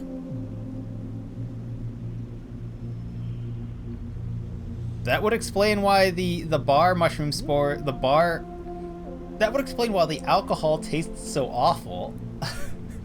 We turned poison into what are essentially poisonous mushrooms into alcohol. Rico smiles as she leads you into the internal garden of the commune, where the Hyphenia members have planted species from all over the Greenway. Back when the tide turned, when the Greenway started to recover, we all felt something. Response. It was as if the place was not just alive, as if the forest is alive, but alive in other ways. Communicative, responsive. We shrugged it off for a time, but now I understand why. Rico stops and turns to you. This place is responding to us, adapting itself to us. It is growing fruiting bodies for you. For me, it's adapting, changing. It is in short displaying all signs of sentience. The Greenway is sentient. Perhaps not the Greenway, but the ecosystem itself, or something within it. You mean the gardener? Rico sits on a bench within the peaceful gardens and gestures for you to join her. When you have been growing The griots and the matsutakes in the aviary, those species are so familiar to the Greenway. Have you discovered others? Yes. Riko can barely contain her excitement. I should like to see those. Please bring me some next time you're here. You look around the garden, amazed at the sense of peace within it. Riko interrupts the silence. There's a species of mushroom I haven't seen in years. It is dark short, shaped like a club. We first found it in those early days when we were working to save this place. It was around the time that we started to lose our first members. They were succumbing to some infection, some mold growing deep in the dark mulch that drowned this place. At that point we thought we were lost. Then these mushrooms emerged from the same black mold. We tested them and saw they contained some compound that counteracted the mold. They contained an antidote. Of course, as a botanist, I saw this as part of a natural process of this ecosystem, even if the timescale seems absurdly short. But what I am wondering is if the antidote was a gift. Riko meets her eyes. Perhaps if you are patient, you will receive your gift too, Sleeper. You both sit for a while, Riko seemingly done telling stories for today. You watch the light playing off the leaves and plants around you and wonder what forces could be at play in this place. After a while, you stand and leave with a quiet nodding to Riko, leaving her to her memories.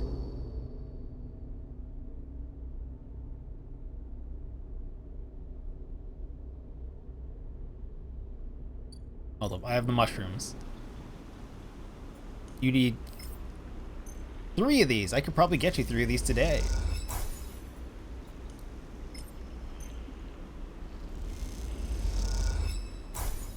And then over to an eager Riko, who immediately begins work on the samples. How many points do I have? 3! Interface it is.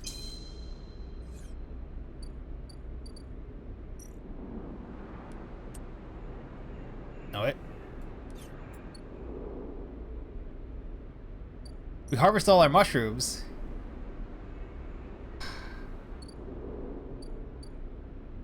We need to go back here and gather some spores.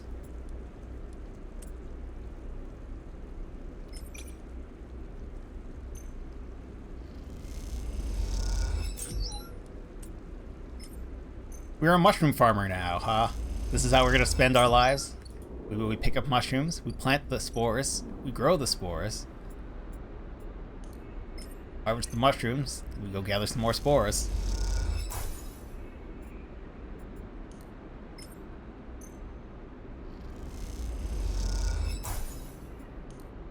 I thought it said we can continue harvesting though, so I wonder if this glitched out because of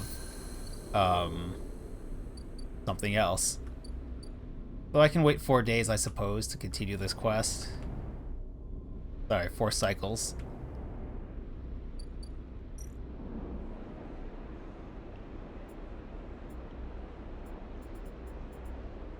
I have no more scrap. Shame. End cycle. We're down to 4 dice.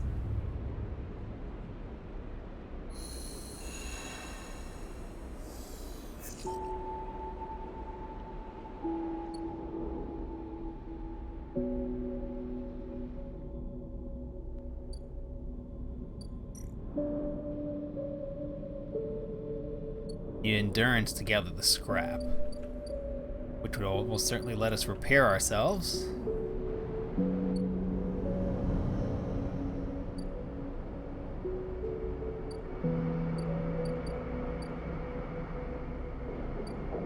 You do?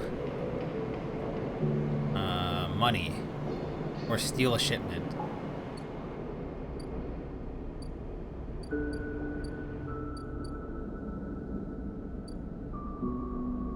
Alright, hi Fang. Fang grins at you as the base door slides open. Above in the rest of the building, people are busy, frightened. Frightened. That's weird.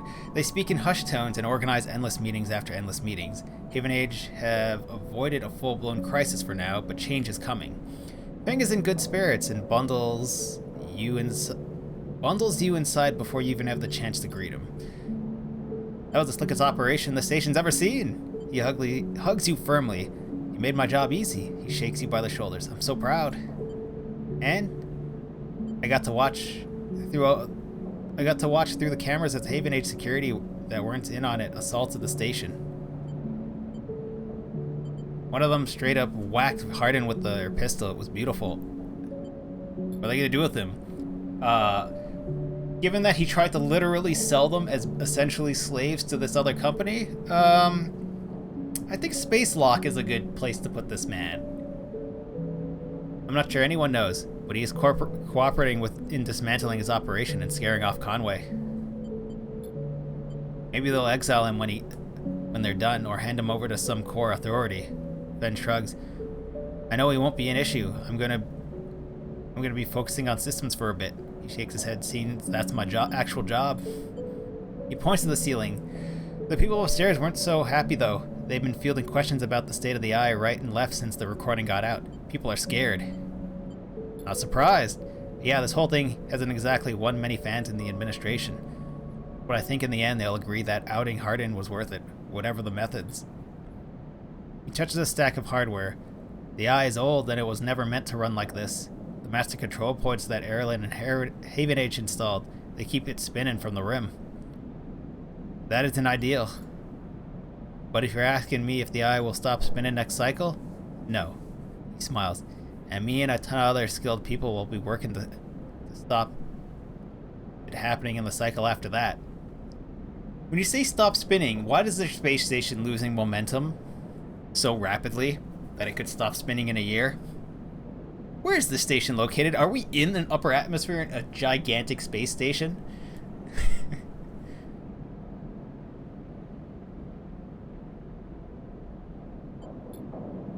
Hardin's problem was that he didn't believe in the people.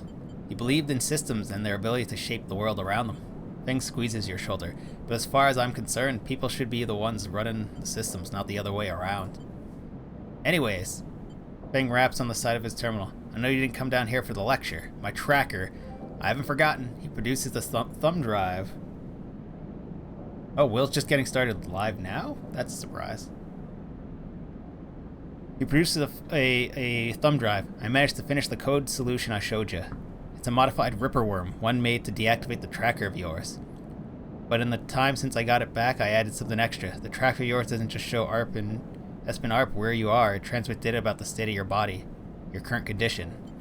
My worm won't just deactivate it, it'll edit the data to tell Espen Arp your body is irreparably damaged. DNR'd, do not retrieve. He grins wide. Pretty smart, eh? That's perfect. Just slot it in already. You take the drive and hold it in your hands, then you close your eyes and open your access ports. Take down your defenses. The worm immediately enters your closed network. It whips through it, taking things with it as it goes. The moment they're gone, you forgot they were ever there. What is that spaceship doing? Oh, it's reacting to our mouse? Is it flying smoothly? Yeah. You just blink out of existence a second later. You open your eyes. How do you feel? How do you feel? Asks Sven a little nervously. Free. Feng smiles widely. Well, you are a free sleeper. Claps you on the shoulder. Feng lets the word free hang in the air a little long before he continues. Seems like it might be finally time for a celebration. Feng wraps his arms around you. Jenna still owes us those drinks. He laughs and you join him, and later when you leave, you feel deeply thankful for having such a friend. As you walk away from the building, you look up at the wide curve of the eye, up to the hub and the other room beyond it. The whole thing twinkles with lights, and it seems impossible to see it as anything other than breathtakingly beautiful. It feels in that moment like something eternal. That doesn't mean it can or even should last forever, or that it will never change, fade, or decay. It simply means that in this moment, this place has a future, and it's one that you know deeply and truly is worth protecting. That wasn't the end of the game. What, Buddy is still coming? Why? Oh no, now it's gone. The UI, I hate you UI. The fucking circles don't update half the time unless you click into them. I swear.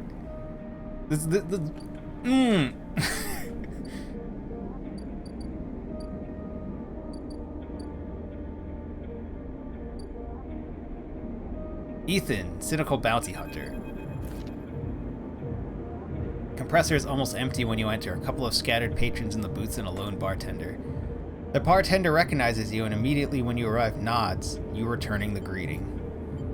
You know already what you won't find, that you won't find Ethan here, but you had to be sure. With your tracker reporting you dead, he wouldn't have stuck around. You look at the empty stool, his empty stool, and you smile. You can imagine him on it when his slate chirps, letting him know that the target he was tracking is dead. You can imagine the screaming and swearing too. Is that all you were to Ethan? Another target, or is there something else going on? Seems like a foolish question to ask now when he's fled the station, but it bothers you anyways. You take one last look and walk out. You doubt you will ever come back to this place or the memories it holds. You walk back out into the lights of the bright market and allow yourself to smile. So this is what Feng meant when he said you were free. You get used to this.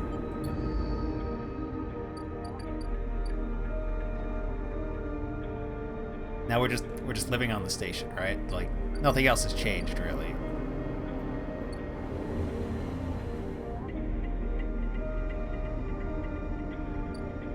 We could always do the scam, Bliss's Bay. We gotta pay to work. MLM.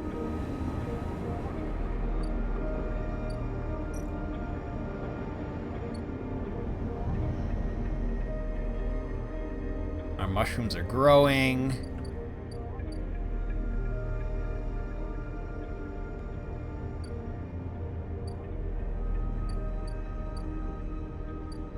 Why are you saying it's here? Let me click on this and clear you. There you go.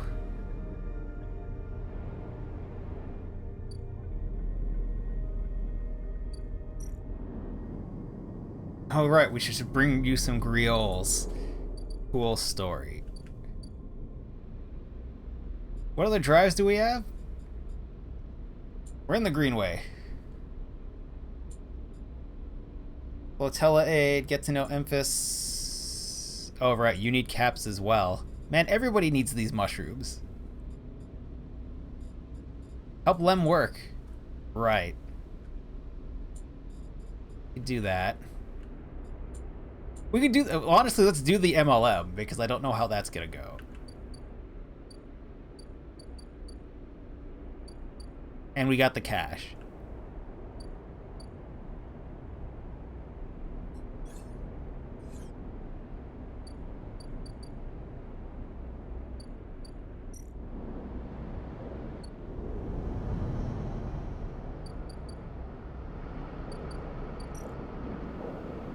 Wait, there's something I want to do with this.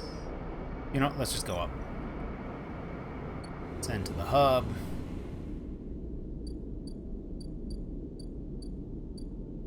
This is Bay. 100 credits! To work! Seed money, scam or an opportunity. Bliss seems solid enough. Bliss is incredibly grateful. I'll pay you back every chit, I promise. Yes, you two are partners now. Oh, now we have to wait. Now we have to wait. Cool. Yes.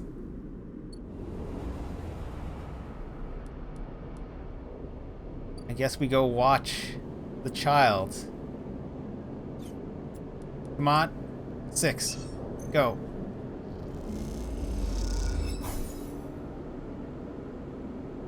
Plus energy. Mina leads you on a winding tour of the block, chatting to the neighbors and collecting snacks. For a while, you forget about everything else. Reroll. Oh, whoa, look at that reroll. Alright, I guess we're taking care of the child.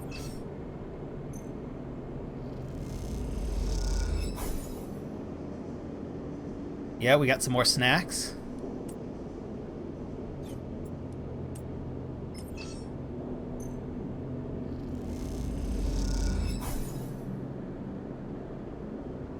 Neutral outcome. We're getting neutral outcomes with 6s. But anyway, we're maxed on energy, so we don't need to take care of her for the moment.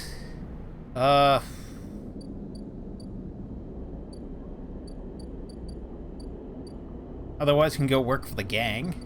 That's a thing we can do.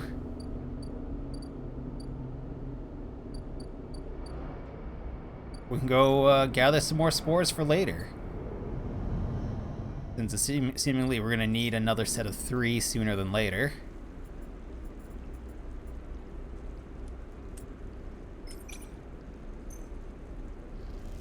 Otherwise, I think we're done this game unless we're going to do the DLC. which I need the mushrooms for, so we have to wait that out anyways. So let's crush through a couple of cycles real fast. Harvest some mushrooms, and if we still need more, I guess we'll just go over to W. Scottus 1, and we'll say we're done with this game, since I think we finished the main story.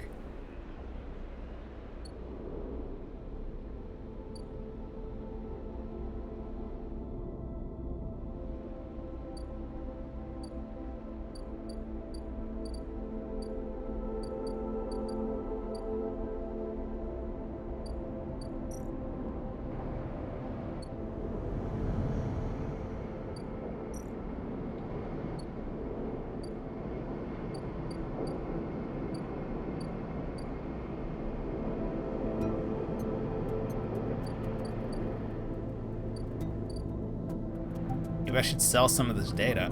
Doesn't seem like I need it for anything. What do I get for data? Was it 10 or 12? 10. Presumably we don't need another ship mine, but I guess I'll hold on to my junk for now.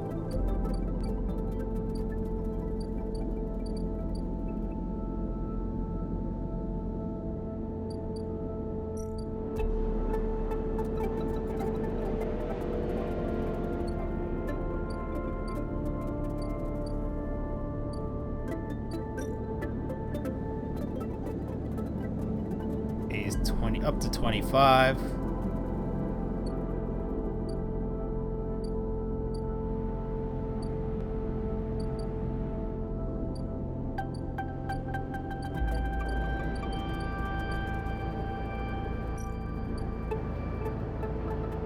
There's nothing to do up here, right? Just we're waiting for that. We can't work at this bar. We could buy this, but why?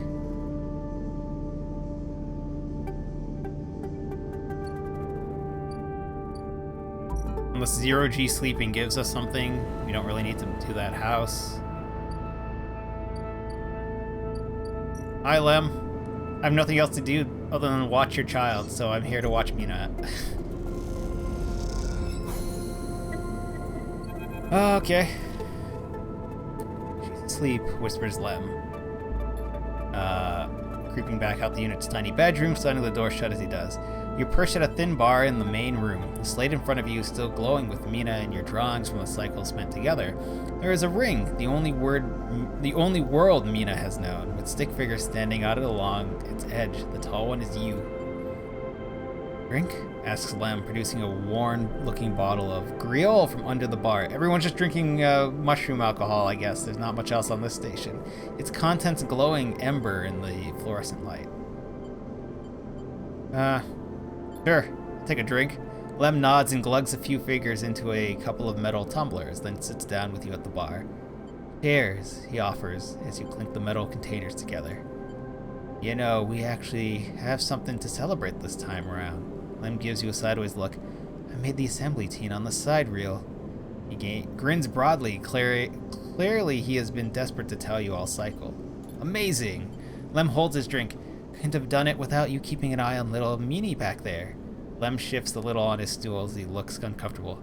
How's our girl doing, Sleeper? Our girl? Alright. I haven't seen much of her these past cycles. She's doing great. Of course she is. He playfully squeezes your shoulder. She talks about you a lot, you know? Draws you. Glad she has a friend that isn't me. His eyes drift to the bedroom door. Alright. Can't take all the credit for Mina. She isn't actually mine. He gazes into the middle distance. I pulled her off a refugee shuttle out of one of Ember's moons. The colony was falling apart for decades after Solholm's collapse, surviving on next to nothing. Eventually, some of the residents tried to make for the eye on these decrepit old shuttles. He sloshes the drink around in his tumbler. They had no idea what they were doing. The one Mina was on decompressed halfway here. Everyone's spaced. The only reason she made it was someone sealed her in a weapons locker. She was ice cold when I reached her, purple lips. He shivers. Once I picked her up, I wouldn't let go. The medics treated her with me still clinging to her. Still not sure why. He reaches over and refills his cup. We weren't exactly anybody's heroes, you understand. We were private military, hired in by Conway to protect their claims in the collapse. But once I got Mina, that was it. I quit. I got us dumped here. You saved her. I'm gonna sound like an idiot now, but he sighs. She saved me. That's the truth of it. He looks around the decaying unit. It's stained plastic plating and flickering lights. Me? I brought her to this. She was tiny, too small to know what she had lost. But I can't stop thinking about it. He rubs his eyes, dark with tiredness. What if our number doesn't come up in the draw, Sleeper? What then? The side rules sail off without us, without a thought, leaving us here. What kind of life is that for her?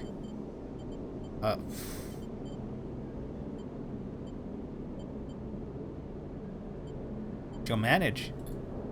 Sorry, I know you don't have it any better. He looks at his cup and pushes it away down the bar. This is a celebration, right? Both of us on the team now. Both of us with a chance. Exactly.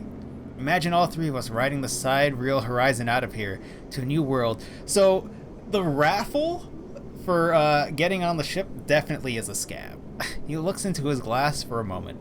I think I drank this too fast. He laughs. You know, I've been calling everything a scam, and only thus far in my second file have I encountered one scam. I don't know what they are. Lem stands and starts to clear the glasses into the auto wash. I need some sleep, friend. You're out. Alright then, he catches your shoulder as you turn to leave. Thank you, Sleeper. I mean it, from both of us. He pats your shoulder and you slip out into the dark of the walkway with thoughts of little Mina on your mind. Upgrade points. We'll need one more.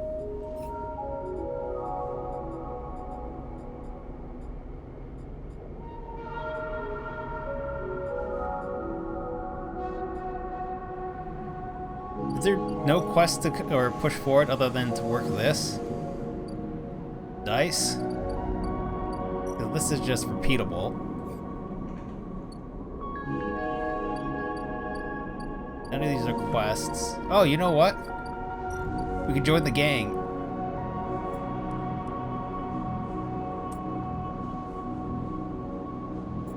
Oh, that also gains us energy, though. So it seems kind of a waste to do it now when we're at full energy.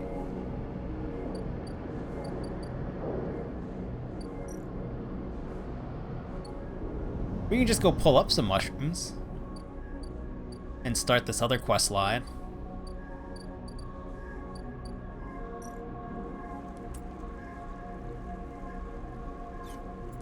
Come on.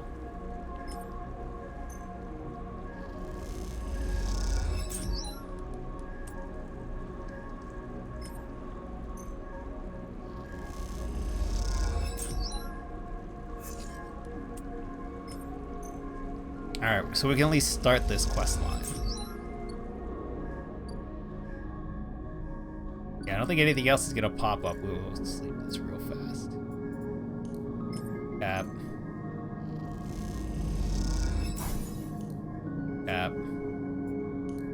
Oh, it already took both?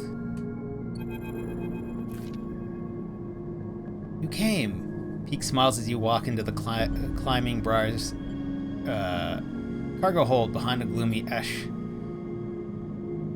They brought mushrooms. Esh tossed the mushroom caps into a crate, raising her eyebrow at Peak. Peak gives her a look. Thank you, Sleeper. They pick one and sniff it. Are these edible?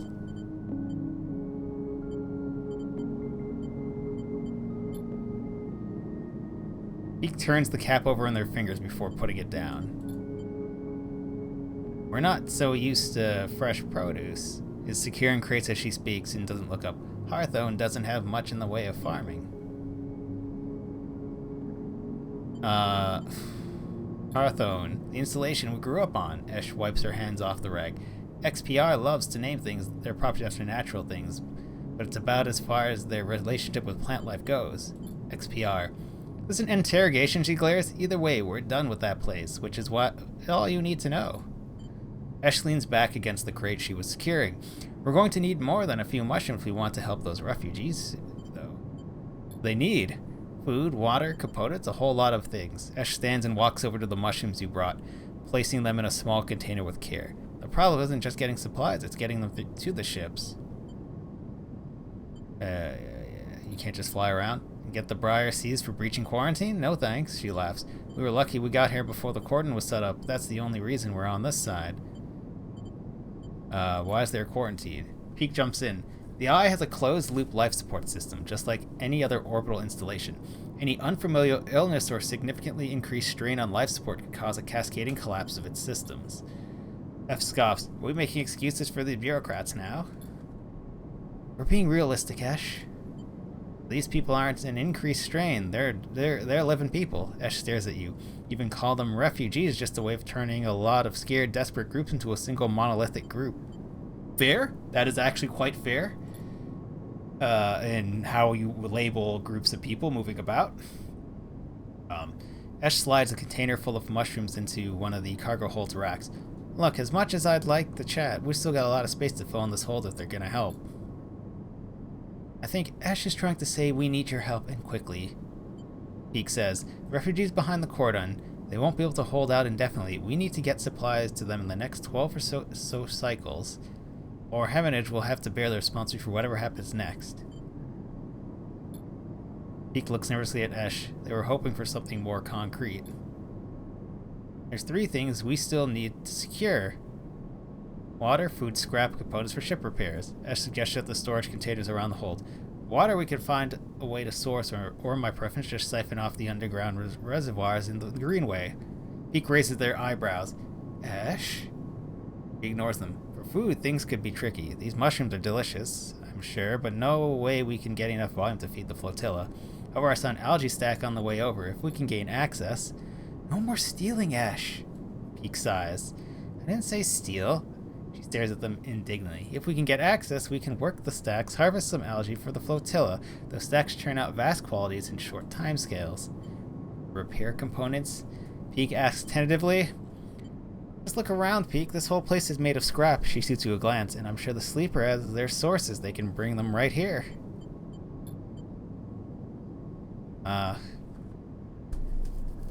Okay, so this is a farming thing?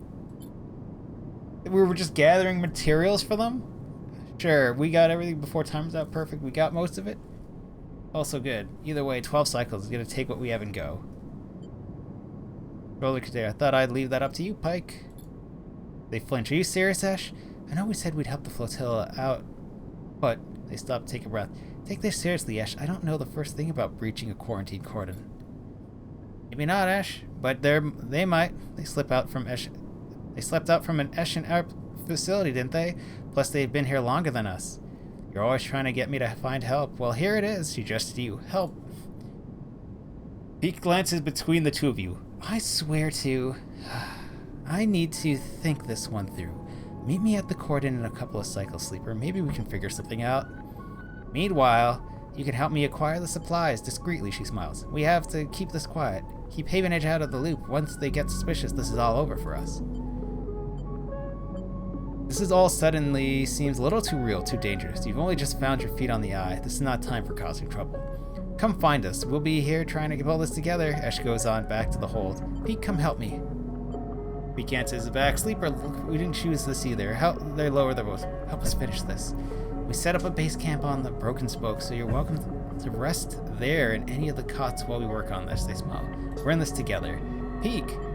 Esh shuts out. Waiting through Tater. Sure, you leave the climbing briar, you look out.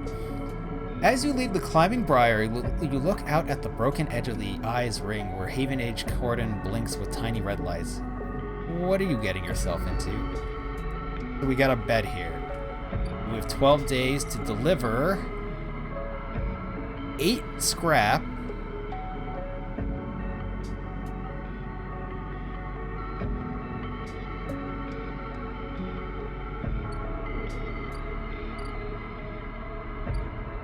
Where would I get 8 scrap from? I don't even have this. I don't have the strength to tear this scrap down, which I'm sure is what you're supposed to do. The hell is this? Negotiate access. Oh. Okay. Reservoir S3.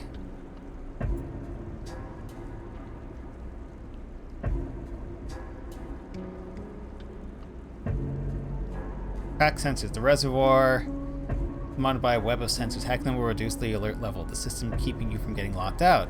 Siphon water. The only way for Esh to get enough water together is to siphon it directly from the station's reservoirs. Haven H will not be placed.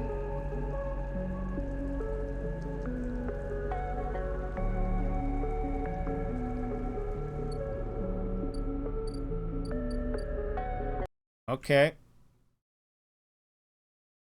The game crashed. I guess that's the end of this stream and the end of us playing this game.